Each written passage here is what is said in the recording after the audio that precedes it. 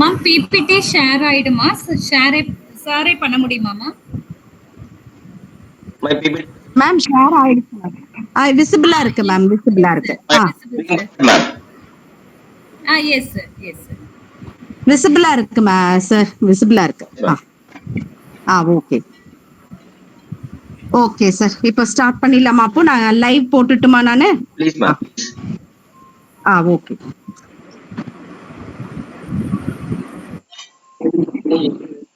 Yes ma, start.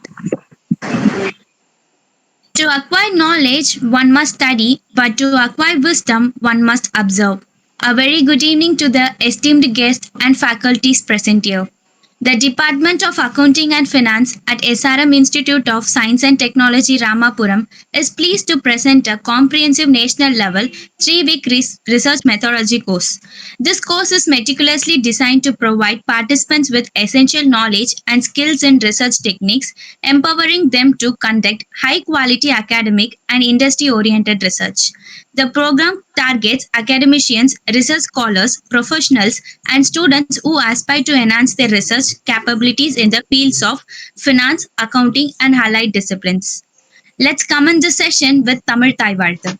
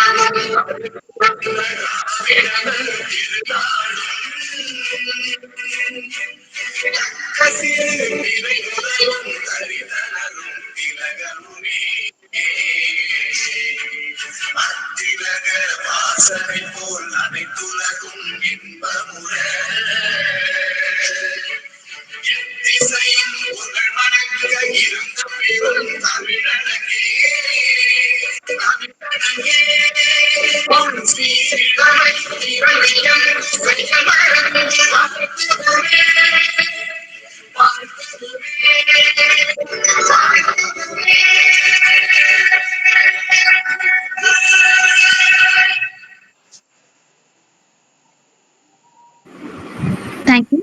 I now request Dr. V. Deepa Ma'am, Program Coordinator at Department of Accounting and Finance, to present the welcome address. Yeah, thank you. Good evening, everyone. It's my pleasure to welcome you all to the National Level 3 Weeks Research Methodology course organized by the Department of Commerce, Accounting and Finance at SRM IST Ramapuram campus. We are deeply honored to have Dr. K. Ramasamy, College Librarian at MV Muthaiya Government Arts College for Women, Dindigul, Tamil Nadu, as our esteemed chief guest today. I extend a warm ritual welcome you, sir. Yes, sir.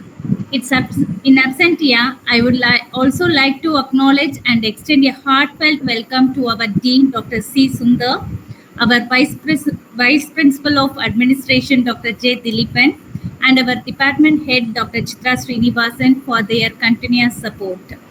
A special welcome to all the participants, including faculty members and research scholars from SRM, as well as our colleagues, research scholars and postgraduate students from other esteemed institutions. I am confident that this course will significantly enrich your research endeavors and fosters meaningful learning and collaboration. I wish you all a productive and inspiring experience. Thank you. Thank you, ma'am. I request Dr. Alamelu ma'am to introduce the guest for the session. Yes ma, thank you. Good evening one and all present here. I'm very privileged to read out the profile of today's chief guest, Dr. K. Ramasamy sir. He is presently working as a college librarian at MV Muthaiya Government Arts College for Women, Dindigul, Tamil Nadu. His academic distinctions are: he has secured 3 gold medals in BCOP and University second rank in both BLI SC and MLI Science, obtained a postgraduate degree in Commerce in, in the year 2000. He cleared SLET once, JRF twice, and UGC NET 6 times, and honored for this feat in India Book of Records 2022, and completed his PhD in the year 2017 at Madurai Kamaraj University. He worked as a school librarian in Kendriya Vidyalaya Sangatan in Kerala, Karnataka, and Tamil Nadu from 1997 to 2014. He serves in Tamil Nadu Collegiate Service since 2014. He has published 99 papers in national and international conferences and seminars, published 99 articles in national and international peer-reviewed journals. He has contributed around 132 book chapters in edited books, published 9 books in library and information science. He has got 2 patents. He has won several best paper awards in various conferences and seminars. He is a recipient of minor research project grants. Then he has also got rupees 1 lakh from Tamil Nadu State Council for Higher Education, Tanshi, Government of Tamil Nadu. And he is acting as a DC member for 3 PhD scholars in LIS Madurai Kamaraj University, 1 scholar at GRI Gandhigram. Presently, he is guiding 4 part-time scholars in library and information science at Mother Teresa Women's University, Kodaikanal. He has also delivered 193 face-to-face invited talks at various venues as the invited speaker and resource person. And he has also delivered 105 online video lectures as the invited speakers and resource person. And he has been a resource person for UGC NET coaching classes, academic counselor of IGNOU, resource person for Tamil Nadu Open University, and MLI Science program. And he had also attended 27 seminars, workshops, and 149 online academic programs, attended 1 orientation programs, and he has been a course coordinator for 2 online courses in the year 2020, organized more than 25 scout camps in South India, organized 24 seminars, conferences, workshops, including interaction seminars, and 1 Tansky sponsored national seminars, and 4 national level webinars. He has got 1 ICSSR sponsored national webinar and 1 international virtual conference. He has been an associated editor of 2 conference volumes, an editor of 11 edited books, associate editor of 3 journals, and reviewer of 3 journals. He has been a member board of studies of 2 colleges. Then he has been a member board of studies in Mother Teresa University, Kodaikanal, Vellalar College for Women at Erode, and Bishop Heber College. Then he has served as a seminar director, co-organizing secretary, chairperson, and rapporteur general of various conferences. And he has created more than 10 academic blogs in WordPress domain, college library blogs, subject gateways, question banks, scouts, NCF, and library report station, etc. Then he has been an IQAC deputy coordinator during the year 2020 to 2021, and from 2022 to 2023. And he also conducted various student development program, information literary skills for PG second year students. Then he also conducted institutional level workshops for PG students of commerce, economics, geography on statistical analysis on using SPSS package since 2023.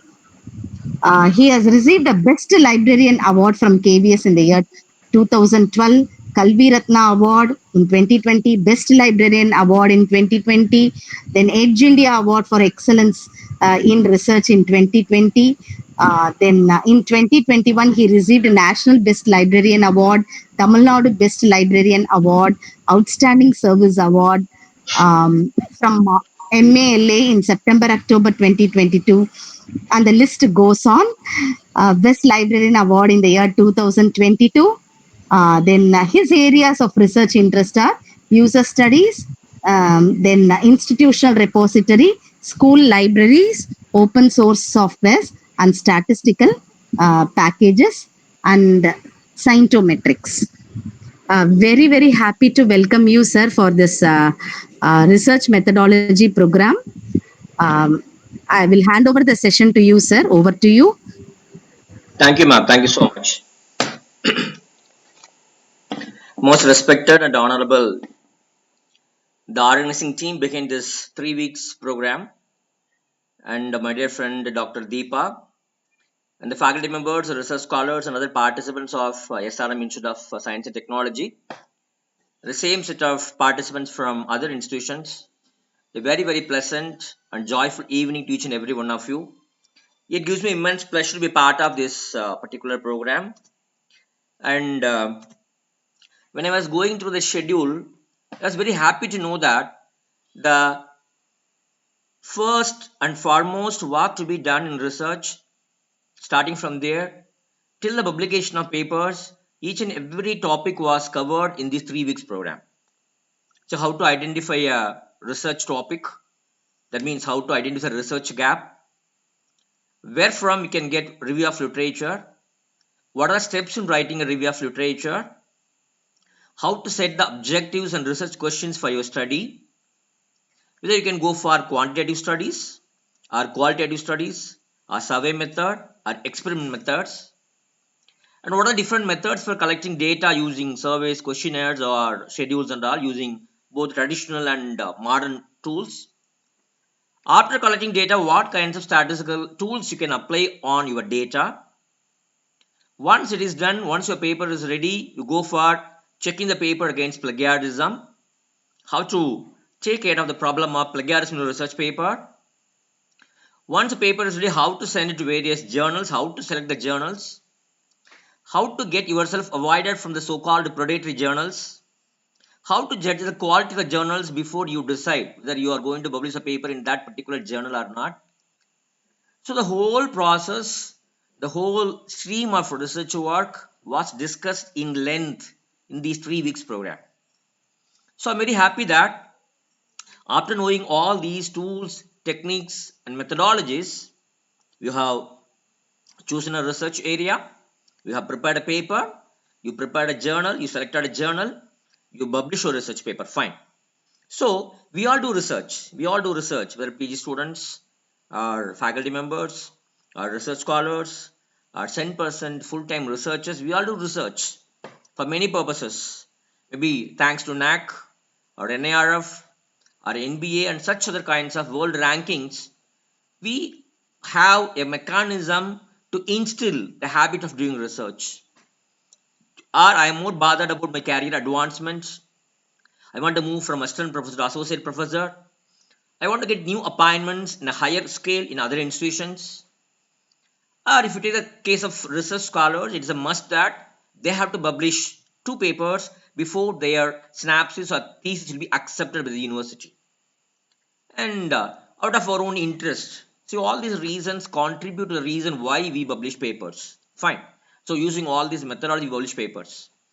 See, once the papers are published, next question comes to your mind is how to measure the research productivity of the individual researcher. How can we say to what extent a researcher, a faculty member is successful in his research career? Maybe some 60 to 70 years before, we used to ask questions like this. Sir, how many papers have you published? If a faculty says that I have published some 200 papers, he is deemed to be the greatest researcher. Some 40 years before, we started asking another set of questions. Okay, you have published 200 papers. In how many national journals? In how many international journals? Whether these journals were peer reviewed or not, whether these journals bear ISSN number or not, whether these journals are available online or only print copies available. So we started asking next set of questions. So these questions helped us to understand the research productivity of the faculty members or the individual researchers. But of late, last 20 to 30 years, we just don't not only bother about the number of publications, we started asking questions about the research impact of the individuals. See, you may be having some 100 plus papers in your profile, but what is the impact of your research in the community or in the area where your research is being focused upon? Whether your papers are being cited by others, well received by others, acknowledged by others, criticized by others. So we started worrying about the impact of your research productivity. See, when you talk about the research impact, traditionally a tool called citation has been kept as a benchmark to evaluate the research impact of the individuals. So we talk about citations. So what is citations? Very simple. Whenever you take your content from others, maybe others' ideas, their methodology, their objectives, their research questions, their findings, their suggestions. So you take some ideas, some content from others' research paper, and you are using it in your research paper, and you formally acknowledge that you have taken the content from others. So that is what is called a citation. So normally how the citation goes on, see, you are writing a research paper. In your research paper, in the second page, for example, in the third paragraph, you have taken 4-line content from my paper, for example. Okay. So what you do in your research paper, second page, third paragraph, either you write one, you give a Roman letter, or you write my name, Ramasamy, comma, year of publication of the paper in the second page, third paragraph. Then you come to the bottommost portion of your research paper. There's something called references or works cited or bibliography. There you give complete details about my publication, my name, my initial, year of publication, title of the research paper, name of the journal, volume number, issue number, page number, DOI, URL, and all those things. So when these two things are done, then myself Ramasamy will get one citation. Fine. So citation is very clear. Good. Why do we cite? Why do we cite others' papers? Very, very simple. Because the content what I have included in my paper is not my content. I have borrowed this content from Mr. X or Mr. Y or from Ramasamy. So I should give credit to the original author who has created, who has contributed this particular content. And secondly, whenever you're writing a research paper, you have some kind of arguments, a point of view. So you feel there's a point of view that girl students spend more hours for their studies than male students. So when you have got this kind of point of view, so you are trying to find out other people, those who support your point, those who support your argument. So you need citations. And if you want to get yourself freed from the menace of plagiarism, and if you want to prove that you are a credible author, you should cite the sources that you used. And most importantly, when you give a list of references, the following researchers, your successors, when they happen to see a paper, they will be able to locate and read all the reference that you included. So because of all these reasons, you cite papers. Now your biggest challenge comes in front of you. What is the challenge? Sir, okay sir, you write paper, you get citations. But if I have published 10 papers, how do I know whether all my 10 papers got citation or not? Or only 5 papers got citations? If at all I got some citations, who have cited my papers? In which year I have cited my papers are cited? See, how can I find out the citation information, citation details about my papers? That was the biggest trouble for all of us. Then came something called citation index. Citation index nothing but a database where you can find out which later documents are citing which earlier documents. It's very simple.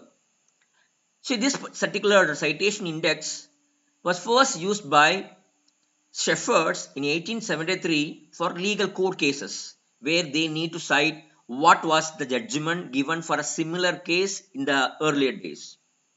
But when you talk about academically, the citation database was introduced in 1960 by the gentleman Eugene Garfield, the founder of Institute for Scientific Information.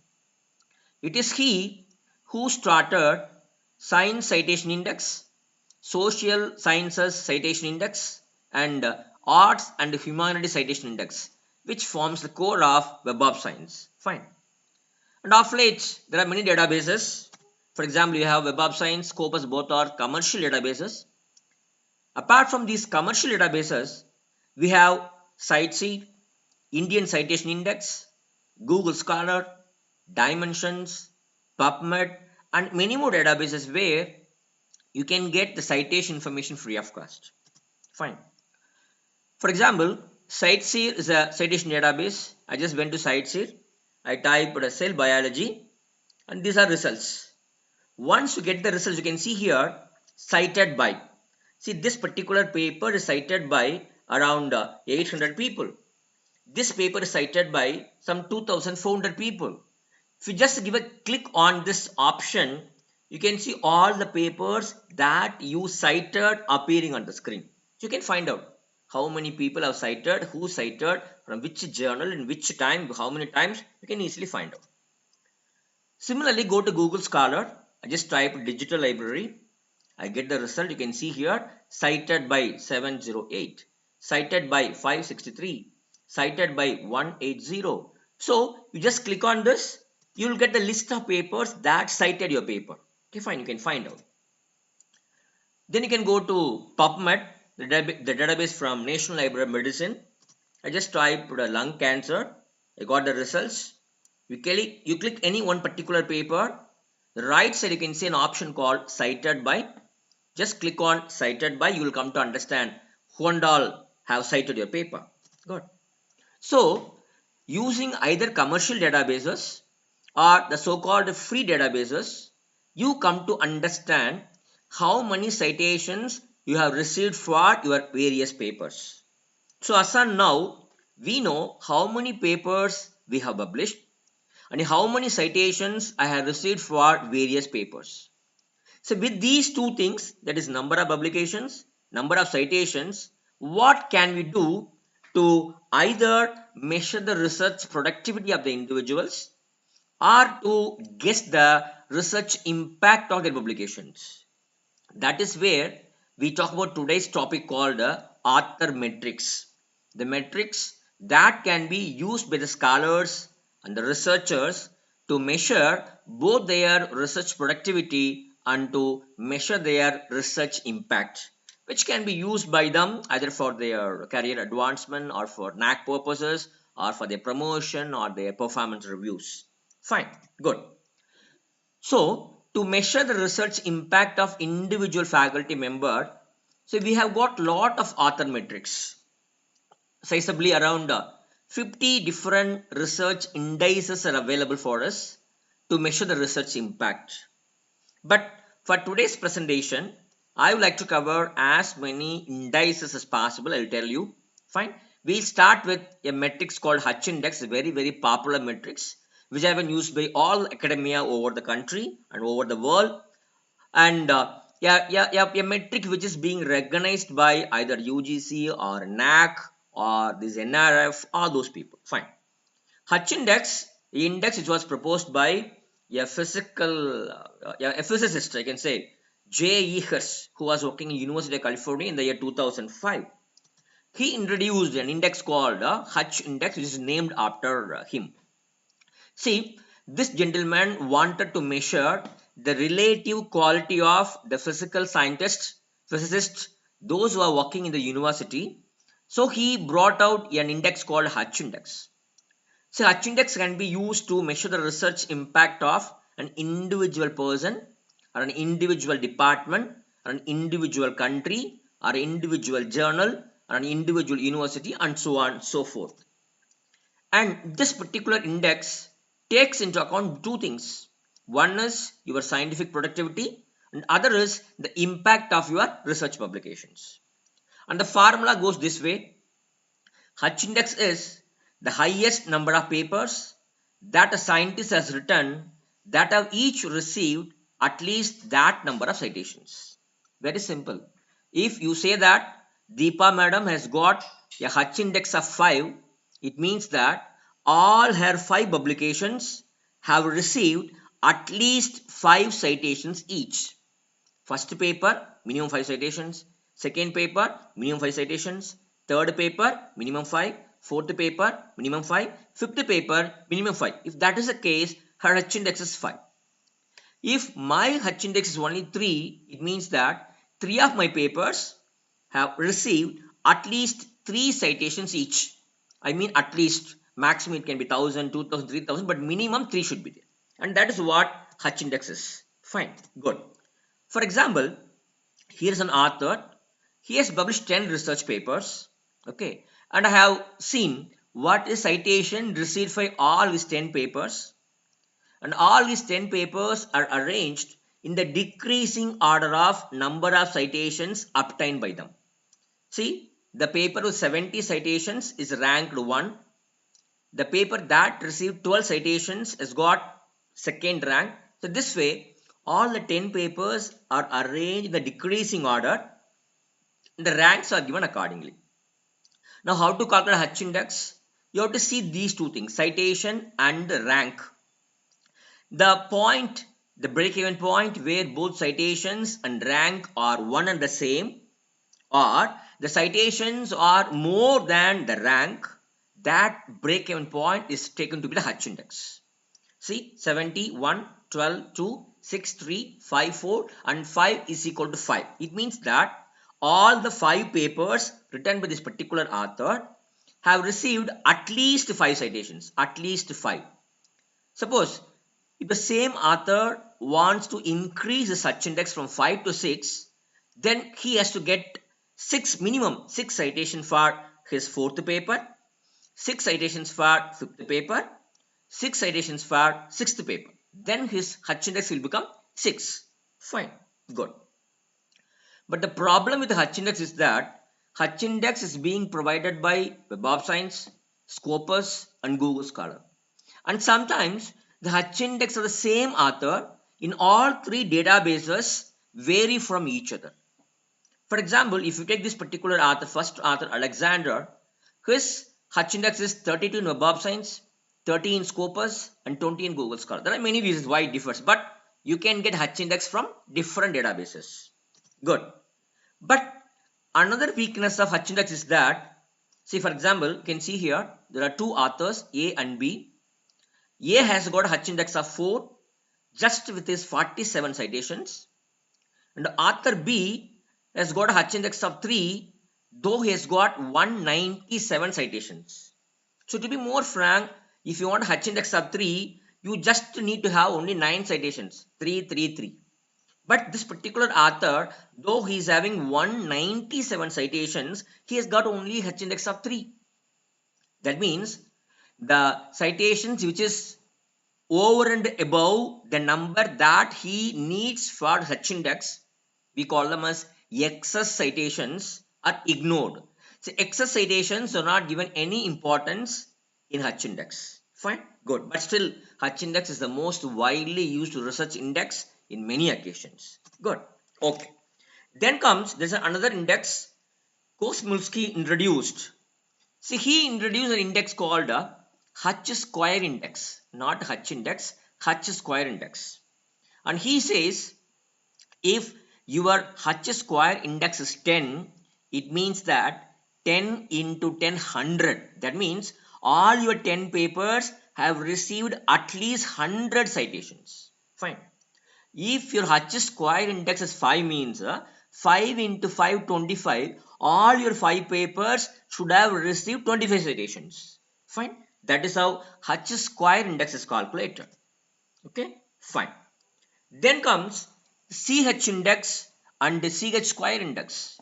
See, when you are calculating H index and H square index, we are not removing the self citations. See, what are self citations? When I am writing a research paper, I am citing my own paper. Fine, that's called self citations. These self citations were not ignored, were not removed in the calculation of H index or H square index. But here, CH index, when you're calculating, whatever self citations you have received, remove the self citations and count the number of citations received by each and every one of your papers, excluding self citations. You calculate H index, that is called CH index. H index without self citations. In the same way, when you are calculating H square index, remove the count of self citations. The H square index calculated without self citation is called as CH square index. Fine. This is another variation. Then comes another index which was introduced in 2006 by Leo Eggy called G index. See, G index is better than H index because it is going to be more in number, and it tries to give importance not only to the very limited citations, but it tries to give importance to a whole set of citations received by your papers. See, the formula goes this way. G index is the largest number such that the top G articles receive together at least G square citations. Fine. And how G index is calculated? Please have a look at the screen. Here we are calculating the cumulative citations received by the papers. First paper has got 70 citations. Second paper has got 12 citations. First two papers together have received 82 citations. First three papers have received together 88 citations. So this way, you calculate the cumulative score of citations received by all the 10 papers, all the 11 papers. First point. And secondly, whatever rank you received, you square the rank. 1 into 1, 1, 2 into 2, 4, 3 into 3, 9. Fine, you square. In the case of H index, you have used citations and rank. In the case of G index, we are using the cumulative score of citations and the squared rank. Very same procedure. You compare the cumulative citation score and the squared rank. Either both should be same or number of citations should be more than the squared rank.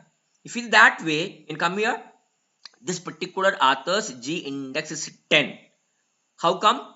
All the 10 papers have received 114 citations and the square of 10 is 100. Here, the number of citation is more than the square rank. Okay, so G index for this particular author is 10. Good. Yes. And this is another example for calculating H index and G index. Good. And where can you find these H indexes? Where can you find it? If you go to Web of Science gives H index for each and every author. Or you go to Scopus, there is a site called Scopus Preview. You can go to Scopus Preview, click on author search. You can go and search for either for yourself or any of other authors. And they provide H index for the authors. Scopus provides it in the website called Scopus Preview, which is available free of cost. Good. Then comes I-10 index. When Google Scholar was introduced in 2011, Google Scholar has introduced a new research index called I-10 index, which is used by most of the researchers. So very simple. How many of your papers have received at least 10? That is 10 or more than 10 citations. If you say that, sir, there are 10 papers authored by me. Out of 10 papers, 5 papers have got 10 or more citations each. Then your I-10 index should be 5. And Google Scholar is free of cost. You can go and create an account if you're having a Gmail ID, and you can get your I-10 index free of cost in Google Scholar. Good. Yes. And this is my Google Scholar ID. You can see the total citations received by me, and my H index is 6. That is, out of my papers, there are 6 papers. Each have received at least 6 citations. And my I-10 index is 3. That means 3 of my papers have received 10 or more than 10 citations. Good. Then, see, I was just casually searching for the Google Scholar profiles of few of the faculty members of SRM Institute of Science and Technology, Ramapuram. Kindly pardon me because these are the Google Scholar profiles randomly received in the first or second page. Okay, fine. And this is a profile of Dr. Gunasegaran K. I think SAR is from the Department of Commerce. And SAR's H index is 4 and his item index is 1.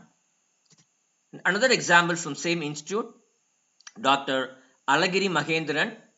SAR citation is 75, H index is 5 and item index is 2. Then Dr. Aarti R.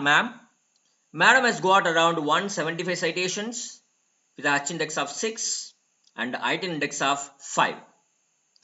Then I was really wondered at this particular researcher, Dr. T. Mayalagan from SRM campus. And see, he has got around 17,000 citations. His H index is 64 and his item index is 207. That is, his 207 papers have received 10 or more than 10 citations. I should say greatest researcher. I should salute him. Fine, good. So that's about item index. Then comes M quotient. See, when you're calculating H index or G index using only number of citations, number of publications, there are some issues. See, for example, there is a gentleman who joined SRM Institute some 2 years before. There is another gentleman who joined SRM some 12 years before. There is another gentleman who joined SRM some 20 years before. See, just with the help of H index, how can you compare the research productivity and the research impact of all these three individuals who have got different career length? Do you think that the same H index will be used for evaluating the research impact of these three different faculty members, those who are having different career experience? No, it should not be. So, the same author Hirsch who introduced H index, he introduced another concept called M quotient, where the number of years you are in the field of publication is taken into consideration for the purpose of calculating M quotient. So M quotient is equal to the researcher's H index divided by the number of years since his or her first publication. Okay, fine. So for example, here on the screen, first author, H index of 8, but he has been in the publication field only for the last 4 years. Other author, H index 24, but he has been in the field for 8 years in the publication field. Since last 8 years, he has been publishing papers. Now, I am calculating M quotient, H index divided by number of years since first paper. So I get M quotient of 2, 3, 2.66 and 2.22. So here, the fourth author, though he has got a H index of 40 with 18 years of experience, his M quotient is only 2.22, while the author number 2, who is having a H index of 24, then experience of 8 years, and got a H index M quotient of 3. Here, in the M quotient, we request that the career experience, publication experience of the author is also to be taken into consideration while you are evaluating their research impact. Fine. See, if your M quotient is less than 1, then you are an average researcher. If it is between 1 and 2, you are above average. 2 to 3, you are an excellent researcher. And more than 3, you are the topmost. Good. Yes. That's about M quotient. Then comes, there's an index called M index, which was proposed by Boneman and all in the year 2008. See, M index is nothing but the median number of citations received by papers in the H score. It's very simple. So we are using median. Median is the number in statistics that divides the entire data number series into two halves. 50% above, 50% below. Median is such a number. Fine. Good. For example, I will explain this example. Here there are two researchers. First researcher has published 20 papers. You can see his citations. 47, 42, 37, 36 and so on. And second researcher, he has published 20 papers and his citations range from 20, 20, 18 to 5. Here, when I calculate the H index H index is 13 for first researcher and 13 for second researcher. Okay, it is same. H index is same. But I want to calculate how can I differentiate these two authors, okay, in using a particular this particular tool. See, it goes this way. Okay, for example, first author, I arranged all the 20 papers in the decreasing order, and he has got a H index of 13. So whatever papers he had less than 13 citations, they are called H tail. I have removed them. Only the papers which are included in the H core, that is the papers that helped him to get a H index of 13, only those papers are included. They are called H core papers. And I am finding out the median of this H4 papers. See, 1, 2, 3, 4, 5, 6 bottom, 1, 2, 3, 4, 5, 6 the top. So 17 is his M index. Okay. In the same way, second researcher, I have removed the H tail papers. Only H core papers are taken into consideration. The median of H core papers is 14. So M index of second researcher is 14. So though both the researchers have got a H index of 13, using M index you can differentiate who has performed better. See, obviously you can see here first researcher is better because his citations are comparatively more in numbers, 47, 42, 37, 36. So he is better than the first author. So you can use M index for this particular purpose. That is, when two authors having the same H index, you can make use of M index to differentiate who has received, who has done better in terms of citations. Good? Yes. This is an example for M index and M quotient. Then comes E index. See, E index was proposed by Zhong, a Chinese author, and very relevant index. See, the problem what I was discussing with you couple of minutes was that in the calculation of H index, the XX citations were not taken into consideration. See, for example, two authors are there, C and D. C's H index is 5, D's H index is 5, but you see number of citations, D has got 48, C has got 237 citations. So obviously author C has got more citations, well more than the number of citations he required to have H index of 5. To be more frank, to have H index of 5, 5 into 5, only 25 citations are required. But he is having 237 citations. So how can we differentiate the authors with a similar H index based on the excess citations that they received? That is what the concept of E index is all about. Fine. How to calculate E index? I'll give an example. There's an author called A. A has got 3,568 citations altogether, and his H index is 51. So you need to calculate what is the minimum number of citations that he needs to get H index of 51. How many? 51 into 51, 2601. That means if you want a H index of 51, minimum you should have received 2601 citations. That is more than sufficient. But what about the excess citations? See, he has already received 3568. How many is required? Only 2601. So 3568 minus 2601 is equal to 967. That is, this particular author has got 967 excess citations. You find out the square root of 967, that is his E index. So E index of author A is 31.09. Now let me go back to this particular screen where there are three authors. These are total citations obtained by them. H index you see is almost equal, 5150. But out of these three authors, in terms of excess citations, who tops? Who has performed better? So I calculate excess citations. I calculate the square root of these excess citations. I get the E index. You see the E index? 31 for first author, 54 for second author, and 114 is for third author. So obviously author 3, who has got around 12,000 citations extra over and above the count required for his H index, he tops E index. So, in addition to H index, these E index also can be used to supplement to reflect the research impact of the individual authors. Fine, good. Then comes Scopus author matrix, which was introduced by Scopus in July 2023. That is called author position metric.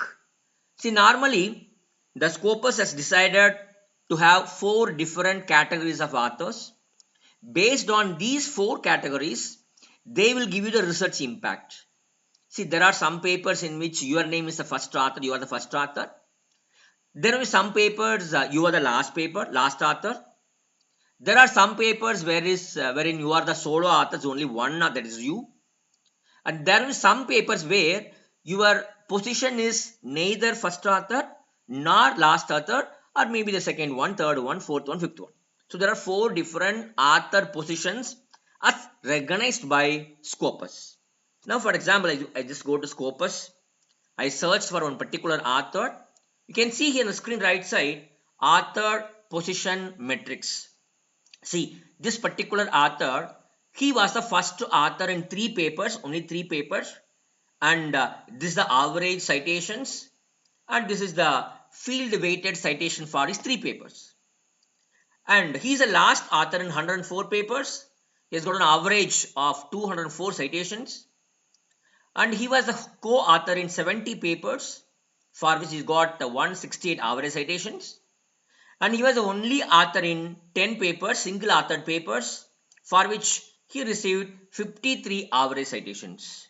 So this is another kind of new metrics which was introduced by Scopus last year, which helps you to fabricate the authorship positions and related impact of your positions. It's a new dimension in research metrics. You can try this. But when I was interested, I just went to Scopus preview, which is available free of cost, but there they don't provide this matrix. That means unless otherwise you are having a subscribed version of Scopus, you will not be able to find out this author position matrix of Scopus. Good. Okay. Then comes individual H index, which was proposed by Batista and others in the year 2006. This was an interesting concept. See, when you say that you got a H index of 10, see, it doesn't mean that it is only your H index. Why? Because to prepare these 10 articles, you might have joined hands with so many other authors, and so many authors coming together, you got a H index of 10. So this is not the H index of one individual. This is H index of a collective number of authors. So this particular author called Batista, he proposes that you have to find out the individual H index of an individual author. How to calculate? It's very simple. H index divided by average number of authors in the articles contributing to the H index. Very simple. For example, let us take one author called X. His H index is 10. Only 10 papers, okay. He might have done more, but his H index is 10. And how many authors are there in all the 10 papers taken together? 28 authors are there. Altogether, there are 28 authors. What is the average number of authors? 28 authors divided by 10 papers. So, 2.8 is the average number of authors per paper. Now, you can calculate the individual H index. H index 10 divided by average number of authors 2.8 is equal to 3.57. So your H index is only 3.57, not 10, because all the 28 authors have collectively contributed these many citations. That means all the efforts of all the 28 authors have drawn these many citations. So this is shared among all the authors. This is another concept by Batista, individual H index. Fine.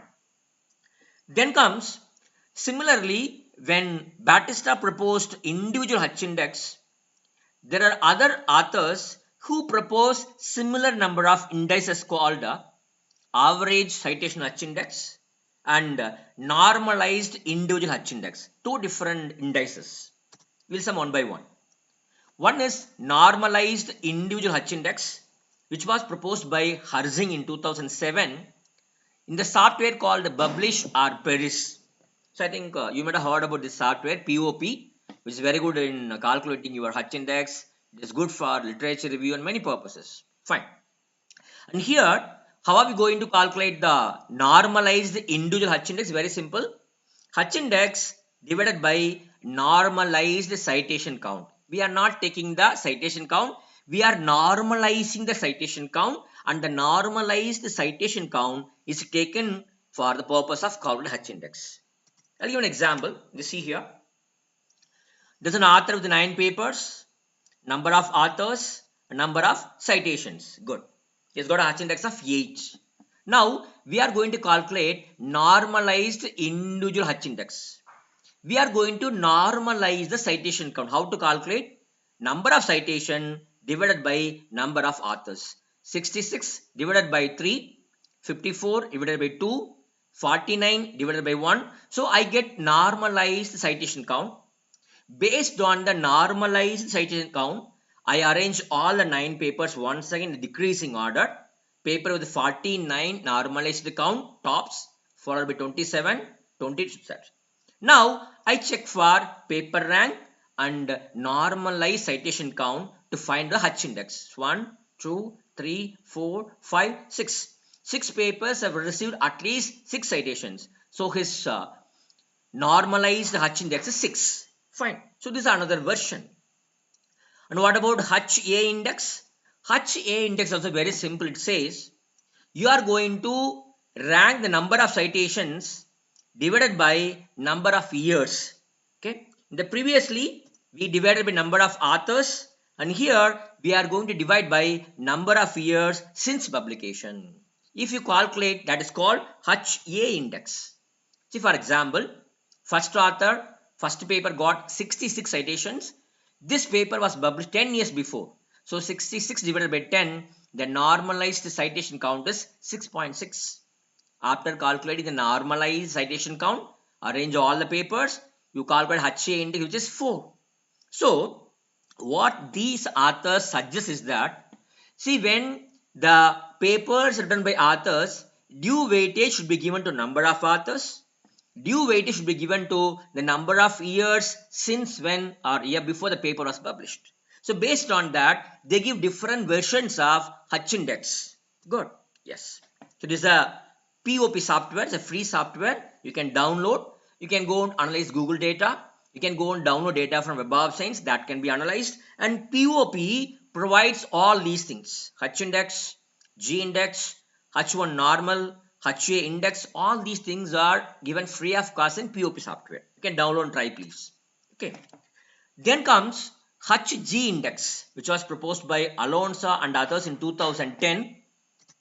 See, this is very simple. See, you talk about Hutch index, you talk about G index. Why shouldn't we calculate the geometric mean of both these indices? Very simple. You have Hutch index of an author. For example, you take Brown, Hutch index 25. G index 38, you multiply these two, Hutch index by G index.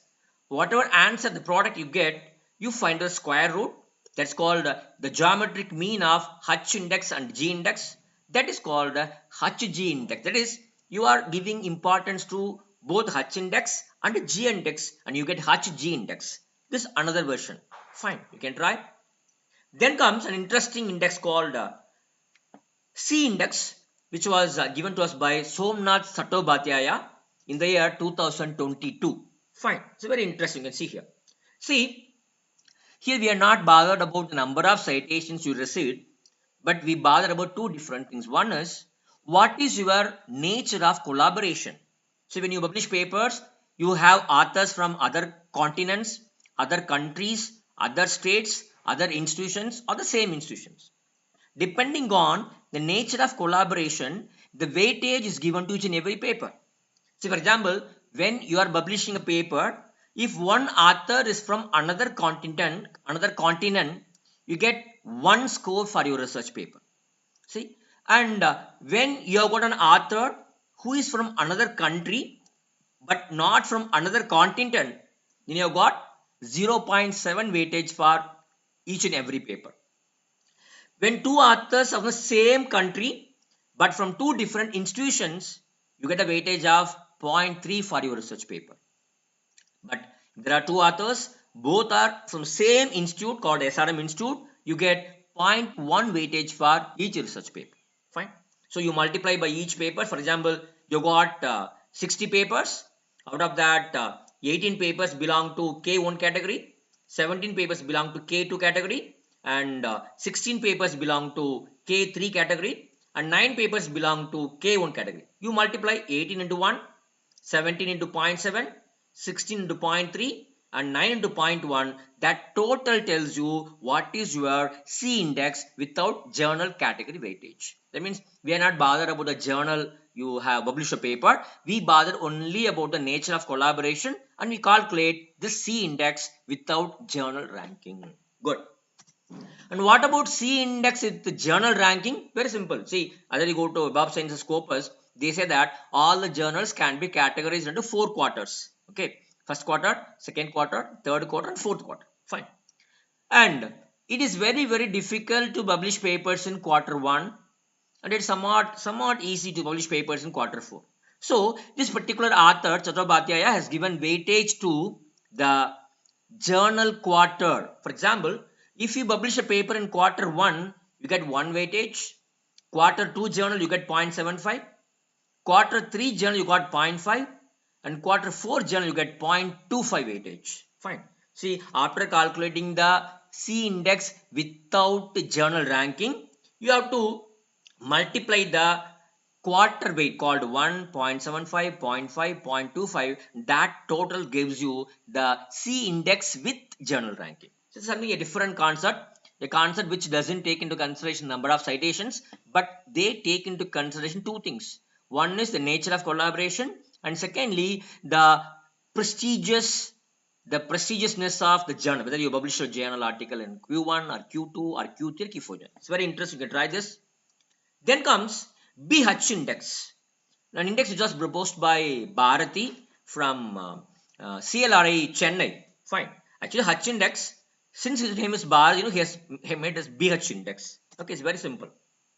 See, in BH index, Dr. Bharati talks about giving weightage to the papers. See, for example, this particular author has got 10 research papers, number of citations received for all the 10 papers, and what is Hutch index? 6, because 6 of his papers have received at least 6 citations. So he has taken 6 as the base and he multiplies it by 2, 6 into 12, 12 into 24, 24 into 40. This way it goes on. He just multiplies the Hutch index by 2 every time. He got this geometric sequence. Based on this sequence, he frames a class intervals, 6 to 11, 12 to 23, 24 to 47. So he fixes the range of citations. Now he is giving weightage. For this, 1 weightage. For this range, 2 weightage. For this range, 6 weightage. So weightage is given. Now he finds out how many papers have received 6 to 11 citations. How many are there? Only these 2 papers have received 6 to 11. So we are taking into consideration only these citations. Only the papers which are found in Hutch core. We don't include Hutch tail papers. Okay, fine. So how many papers have received 6 to 11 citations? 2 papers. So 2. He multiplies 1 into 2. So this way he calculates and he finds out B Hutch index. So in this case, though the Hutch index is only 6, the B Hutch index is 16 because we are giving weightage to the papers with a different number of citations. The papers with the less citations are getting lesser weightage. The papers with the more citations are getting more weightage. It's a different index. Then comes a new index. We could see this particular index which was published in August 2024 in University News. An issue which was published by Association of Indian Universities. One Dr. Prem Virath, he introduced 2 indices. One is P index and the other is V index. Very simple to calculate, but his approach is very good. You can see here how to calculate P index. See, we have been talking about different kinds of indices, and almost all the indices they talk about citations, and they talk about only the citations received by the papers included only in the H core. So they don't bother about the citations received by the papers which are below H index row, that is called H tail papers. That's why Prem Virat sir has brought out a new index called P index, where very simple. See, the square root of total number of citations received by all the papers. See, we are not bothered about H core, H tail. You take all the papers, total citations received by all your papers, you find the square root, that is called your P index. See, for example, let me take in this example JS, author JS. Total citations of this particular author is 96115. You just find out the square root, that comes to 310, which is his P index. So it's a very novel idea where we are giving importance to citations received by all the papers, not only H core papers. That's about P index. Okay. What about V index? It's a very simple one.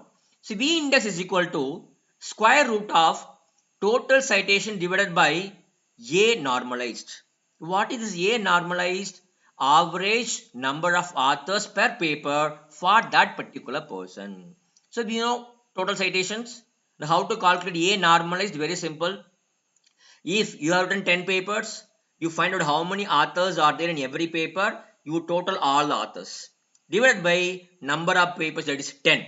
For example, you got some 30 authors all together in all the 10 papers. So 30 divided by 10 papers. So average 3 authors. Fine. Very simple. For example, here I'll tell you. So number of papers, 7 papers are there written by one particular author. Number of authors, and this is a number of citations. So total paper 7. How many authors are there? 2 plus 3 plus 4 plus 5 plus 1 plus 6 plus 4. 25 authors are there. What is the average number of authors? 25 authors divided by 7 papers. It gives you 3.57 authors per paper. Good. What are the total citations? You total 322 plus 250, all those total you get, you go all these citations, you get 914 is total citations. So total citations divided by normalized A, and the square root of that is equal to 16. That is a V index. That's another beautiful index by Prem Virat. Good. Okay. Then comes, there are other indices called A index, just published in 2007. Very simple calculation. It talks about average number of citations received by the publications included in the H core. See, whatever papers are in the H core, whatever papers are there, if you find out the average number of citations, that is called A index. Very simple calculation. Let us not break our head. Then comes R index and AR index. There are two different kinds of indexes. R index nothing but, it's very simple, not nothing but square root of the sum of citations received in the H core. See, Prem Virat told you take all the citations, and they are telling here you take only the citations received by the papers included in the H core. The square root of those many citations is equal to your R index. Very simple. Then comes AR index, which was proposed by Bihu Jain. Okay, it's very simple. So the square root of sum of the average number of citations per year. So we are calculating the normalized score. Then we are calculating the sum of that. Then you are squaring it, you get this AR index. Okay, good. I think I will take 5 more minutes, please. Then comes Q square index, which was proposed by Gabrizzo and others. So here what they do is that, see, if you have calculated H index and M index of particular author, you multiply and get the product of these two values, H index multiplied by M index. Then you calculate the square root of these two indices, and that comes Q square index. Okay, you can try this index also. Then comes W index, which was proposed by View. It is a very simple index. It's called 10H index. Whatever H index you are having, it's called a 10H index. That means if you say that your W index is 10, it means that 10 into 10, 100. Each of your paper should have received 100 citations. If you say that your W index is 24, it means 24 into 10. See, any number you multiply by 10. 24 into 10, 240. That means all your 24 papers have received at least 240 citations. Then your W index is 24. If your W index is 3, it means that 3 into 10, 30. Each of your 3 papers have received at least 30 citations. W index, very simple index. Then comes K index, which was proposed by Brazilian physicist. See, it is an entirely different kind of connotations. See, number of articles citing a researcher that have at least K citations each. See here, they are not bothered about the number of citations. They are bothered about number of citations received by the papers that cited your paper. See, we have to look into citations received by the papers that cited your paper. So based on that, they are calculating K index. I give small example. Okay, yes. For example, thanks to Dr. K. Ganesan, I have taken his Google Scholar page. See, for example, Ganesan Sir's this particular paper has received 24 citations. Okay, I just click this to know what are those 24 papers and what is the number of citations received by each and every one of these 24 papers. So first paper 31 citations, second paper 27 citations. So I note down the citations received by all the 21 papers. So for example, out of these 21 papers, few papers have not received any citation, 0. I just throw them off, and all other papers I arrange the decreasing order. There are 17 papers, the paper with 31 citations. These are the citations received by the papers that cited your paper. Now you calculate H index of these papers. That's called a 9. 9 papers have received at least 9 citation. Your K index is 9. It is completely a new index. See, they don't bother about number of citations received by your paper, but they bother about the citations received by the papers that cite your paper. It's entirely a new concept which can be tried. Then comes scientific quality index. It is nothing but the total of two things. One is you should calculate the percent of papers that cited more than 10 times and the mean number of citations. If you total these two, you get scientific quality index. For example, you take this particular author. This author has published 24 papers. All the 24 papers are cited. After 24 papers, 22 papers have received 10 or more than 10 citations. So what is the percentage? 91.66% of his papers were cited 10 or more than 10 times. The parameter 1. What is the parameter 2? Mean citation per paper. Total citation divided total paper. Okay. See, he gets 78.2. If you total these two, he get SQI, scientific quality indicator. This is another version. And finally, ZP index, an index which was proposed by Zhou. This is something very different index. See, whenever you talk about H index, G index, we are bothered more about the senior researchers. We bother about the faculty members who have been publishing papers for many years. But we don't have any specific index that can be used for the beginners. See, there is a research scholar, there is a postdoctoral fellow member, and there is a newly joined assistant professor. So they may be having only 2 to 3 to 4 years of publication experience. But how can we compare the research impact of these early career researchers? So this particular author is proposing an index called ZP index, which can be exclusively used for early career researchers. How the calculation goes is very simple. Very simple. I'll explain with an example. A new professor who joined the college recently, he has got 3 publications, and one paper he's the first author, and he published it in a journal which has got an impact factor of 4.43. In another paper, he is the first author. In another paper, he is the third author. And both these papers are published in the journal which has got an impact factor of 4.88. Okay, fine. Now we are calculating his ZP index. Very simple. 4.43 impact factor of first journal multiplied by 1. 1 is the first author. He gets full credit into 1. And second paper also is first author. Impact factor is 4.88 into 1. The third paper is a third author. So you should find out what is the weightage to be given to him using this particular formula. 1 by 2 to the power of number of authors minus 1. So number of authors in this paper is 3. 3 minus 1, 2. So 1 by 2 to the power of 1 by 2 is equal to 1 by 4. So 4.88 into 1 by 4. If you total all the 3, you get ZP index of this particular author, an index which can be used to measure the research impact of early career researchers without taking into account the number of citations received by them. We consider two things. One is the impact factor of the journals wherein they publish the papers, and secondly, the authorship weightage given to the different positions. Good. Yes.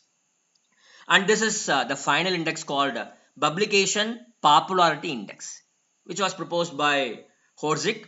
He says, see how many people know your paper. See, there are many people. How many people have cited your paper in their research papers? Those many authors, that is called your popularity, publication popularity index. It's a very simple case. Okay, that is total number of non-repeating authors, without duplication, non-repeating authors that have cited a given publication at least once. Very simple. I'll give an example. See, this is a paper authored by this particular authors, and altogether 21 papers have cited this particular paper. Okay, this paper has received 21 citations. Now I am going to count the unique authors. Okay, the authors found in all the 21 papers. Non-repeating authors, I just count, they're in bold numbers 1, 2, 3, 4. There are 21 authors found in these 21 papers without duplication, without repeating themselves. These 21 authors, they know this particular paper and they have added that paper in these journal articles. So this author's publication popularity is 21 because 21 authors know his paper and included his paper in their research papers. That is called publication productivity index. Good. So this way, my dear friends, we have got n number of research indices which can be used for measuring the research impact of individual authors. Every scientist or faculty members who propose different indices, they got different way of giving justification for their index. You may ask a question, sir, so many indices are there. Apart from the indices what I have discussed today, equal number of another set of indices are there which I have not covered today. Whether I have to use all these indices? Maybe when my institution is asking me to give a performance review of my performance, research performance, maybe to my IQSC, maybe to my institution, do I need to use all these indices? Not, definitely not. But as an institution, your institution IQSC, maybe at the institution level, you can have a discussion, you can have a meeting of the research scholars, the researchers, both senior and junior faculty members. You can discuss and decide out of these many indices we have discussed today, maybe 3 or 4 or 5 indices which can be really useful for showcasing your institutional, your individual faculty members research productivity better. Maybe 5 indices or 6 indices you can agree upon. You can take a decision in your institutional level, and that can be used by you to showcase your research performance in a better way. Fine. So I feel that as a researchers, faculty members, share the information about these indices with your friends, with your colleagues, with your scholars, and when you are going to apply for some research projects, when you are going to apply for some research grants or research proposals or some seminars or conferences, or when you're going to attend some interview somewhere else, you try to include these new indices also in your resume, in your bio. That will help the people to understand better how productive, how impactful your research output is. So my best wishes to each and every one of you, and thank you so much for this great opportunity. I end my session here, and the session is open for questions, please. Thank you so much.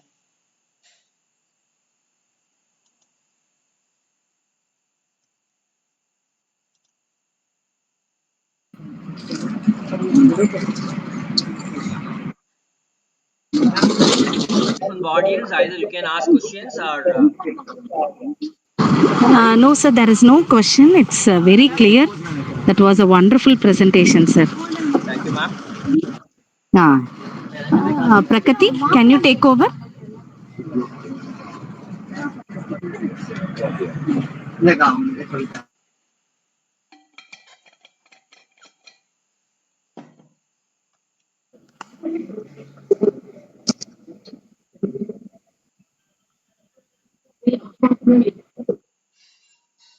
Papa. Thank you, sir. Your prose and insights are truly illuminating. Gratitude can transform common days into illuminating. Ask amount to contact.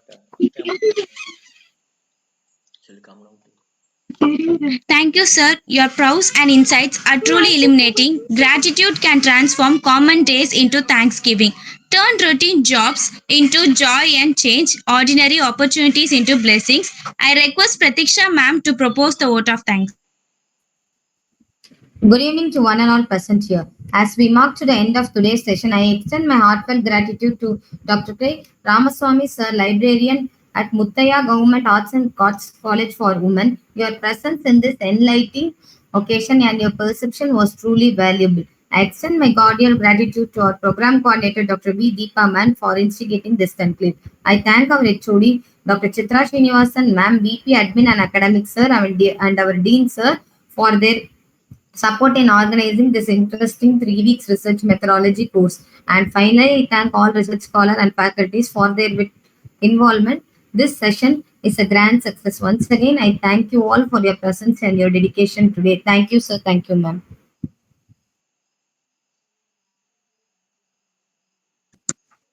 We are at this end of this session. The Department of Accounting and Finance at SRM Ramapuram once again reaffirms its commitment to nurturing a robust research culture that allies with global standards. Thank you. Thank you, sir.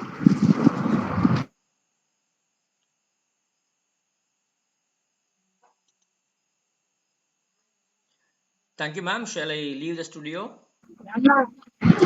Thank you, sir. Thank you so much, ma'am. Thank you so much. We'll leave the